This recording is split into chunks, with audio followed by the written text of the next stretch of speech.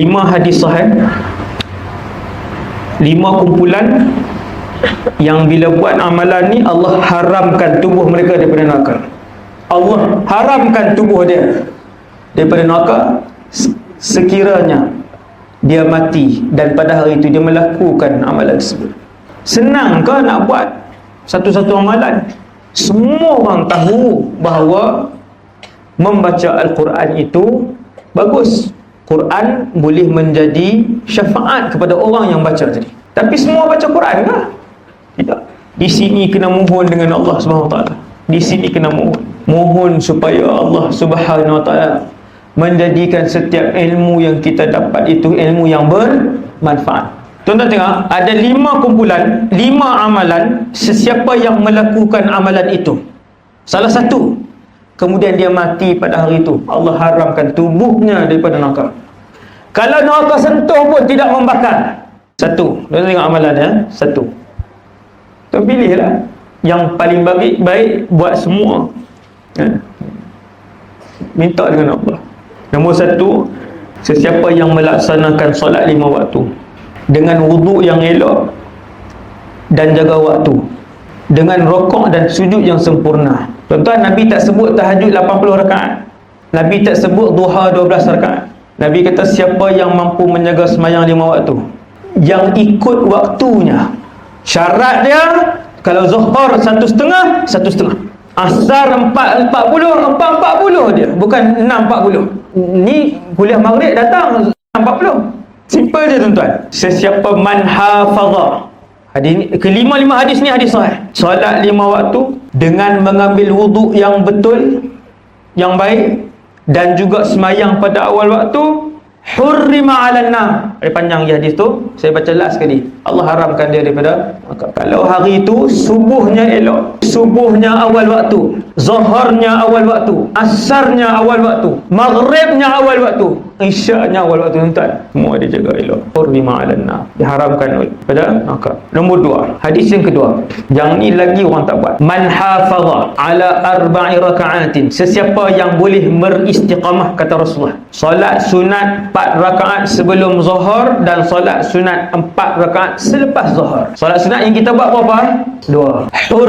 Haruma 'alan nar, diharamkan dia, orang yang buat tadi ni, daripada neraka. Dan saya melihat dengan mata saya sendiri bagaimana ulama-ulama Syria. Kami dulu waktu belajar dulu zuhur berjemaah, tempat yang saya belajar tu kan, setiap hari saya melihat, setiap hari saya boleh melihat lebih 50 orang ulama Syria di dalam tempat saya belajar setiap hari. Alhamdulillah, alhamdulillah. Bila mayang zuhur, kita mayang sunat kan, 2 rakaat. Kemudian tengok tuan-tuan guru ni bangun lagi. Awal pergi sana dulu, saya pun tanya, mayang apa? Mayang zuhur dah kah?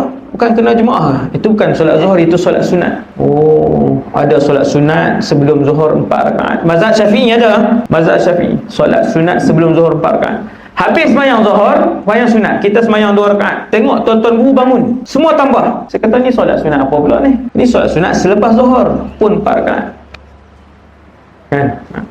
Haruma 'alan nar, kata Rasulullah, sesiapa yang boleh menjaga 4 rakaat sebelum zuhur dan 4 rakaat selepas zuhur, diharamkan daripada neraka. Tuan-tuan, yang saya ambil ni 5 ibadat yang Nabi sebut yang mengharamkan tubuh orang tu daripada jilatan api neraka. Itu 2. Nombor 3, la yalijun nar man salla qabla tulu'i syamsi wa qabla ghurubiha. Yang ni macam nombor 1 tadi.